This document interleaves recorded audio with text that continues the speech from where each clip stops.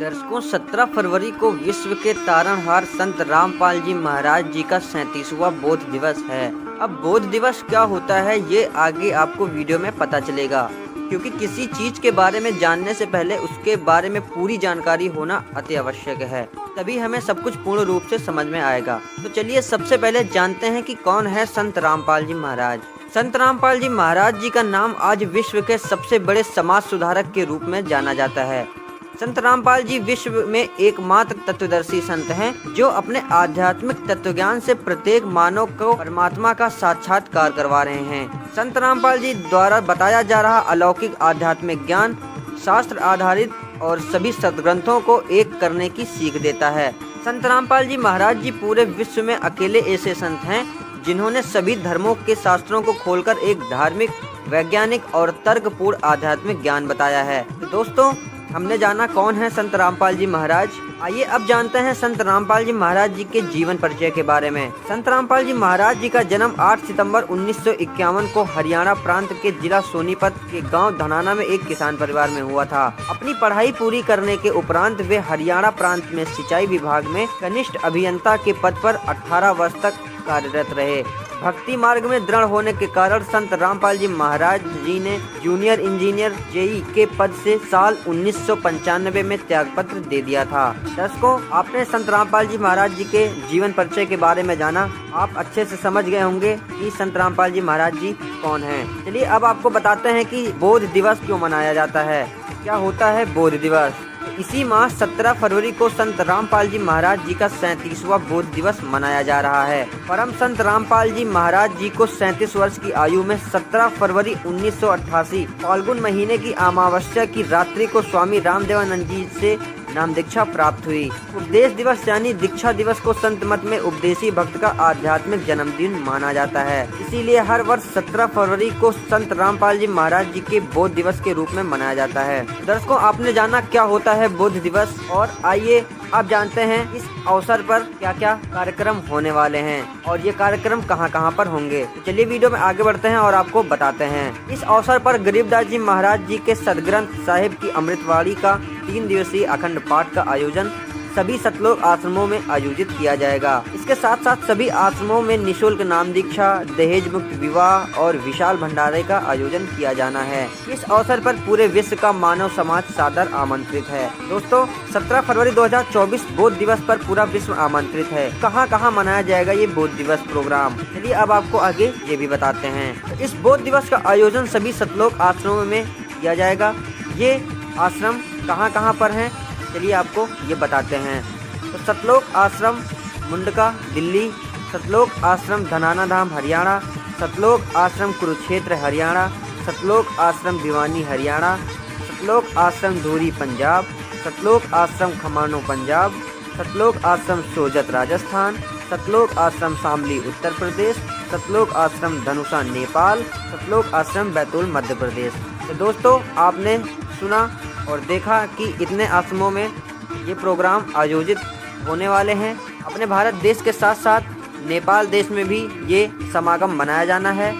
तो आपसे प्रार्थना है कि आप भी इस समागम में हिस्सा लें और कार्यक्रम में जरूर उपस्थित हों। सभी सतलोक आश्रमों में निशुल्क नाम दीक्षा, दहेज मुक्त विवाह और विशाल भंडारे का आयोजन किया जाना है। तो एक बार फिर से हम इस अवसर पर पूरे विश्व के मानव समाज को सादर आमंत्रित करते हैं। दर्शकों, चलिए अब आपको सुनाते हैं संत रामपाल जी महाराज जी के मुख कमल से कि क्या होता है बोध दिवस।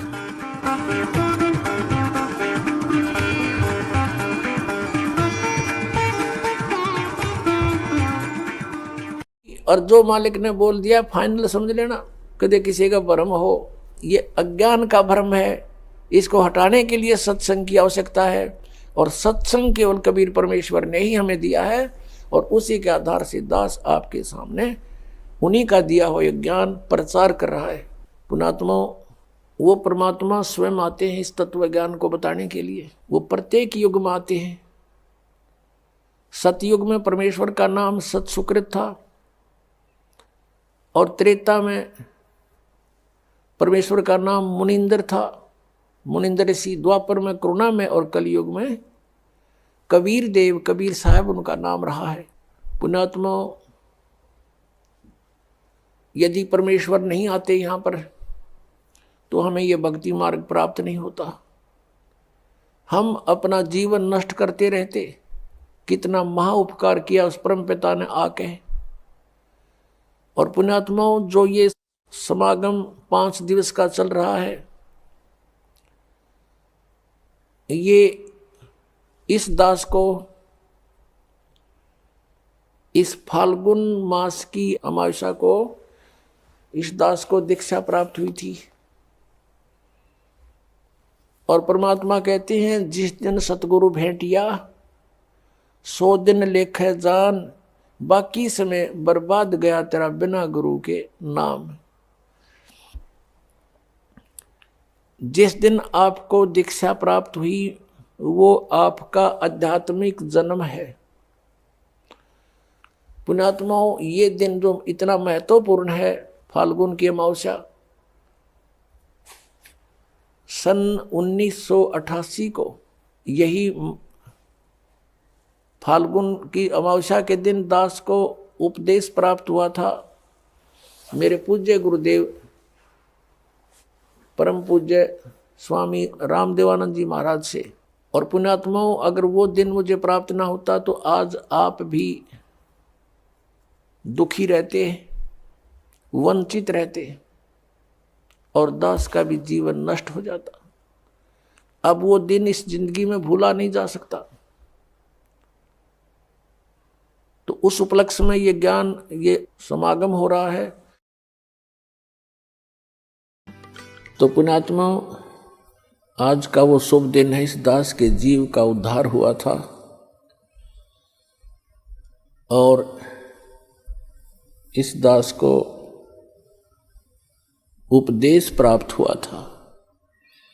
और उपदेश भी वो जिसको हम खोजते खोजते असंख्य युग हो गए थे, वो उपदेश सहज में प्राप्त हुआ था। वो दिन आज भी भूला नहीं जाता इस दास से। यदि हम अंग्रेजी महीनों में गिने तो 17 फरवरी सन 1988 का वो शुभ दिन, और वैसे फाल्गुन अमावस्या थी जो आज फाल्गुन अमावस्या है, ये शुभ दिन। और इस समागम के अंदर एक दो विशेषताएं हैं। एक तो दास का आध्यात्मिक जन्म हुआ।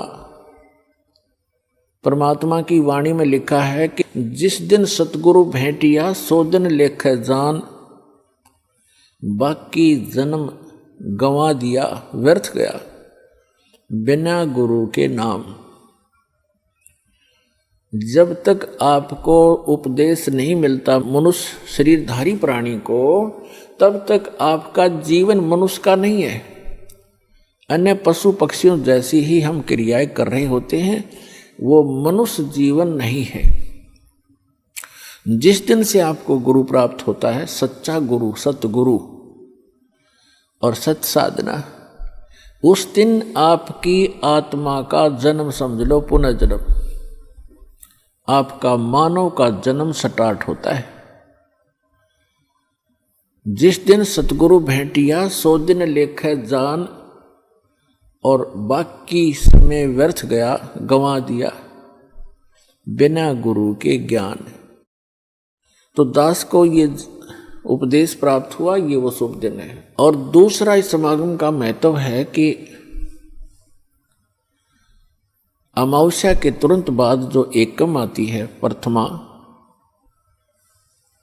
उस दिन सन 1997 में इस दास को परम अक्षर ब्रह्म पूर्ण परमात्मा सत्य पुरुष कबीर देव जी ने दर्शन दिए और इस समय को जो कि उन्होंने निर्धारित किया हुआ था, उसको बताया कि सार्थक समय है, अब इस सार नाम का दान करना प्रारंभ कर दे।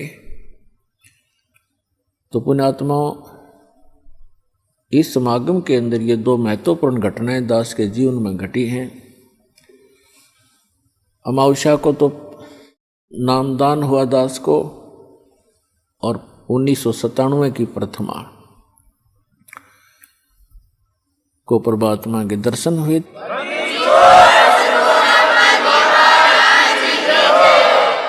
इस सतनाम को और सारनाम को गुप्त रखना था और इतना इम्पोर्टेंट मंत्र है ये, इसको अभी तक डिस्क्लोज नहीं करना था।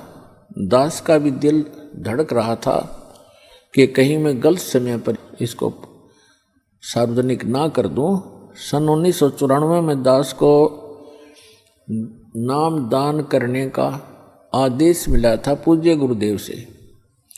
तो 1997 तक दास ने कुछ एक को ये सार नाम दिया था, नहीं तो नहीं दिया था। मुझे हिचका हुआ देखकर परमात्मा को आना पड़ा, क्योंकि वो आपके लिए भटक रहे हैं। हम तो जीव हैं, जीव तो जीव जितनी सोच ही रखता है।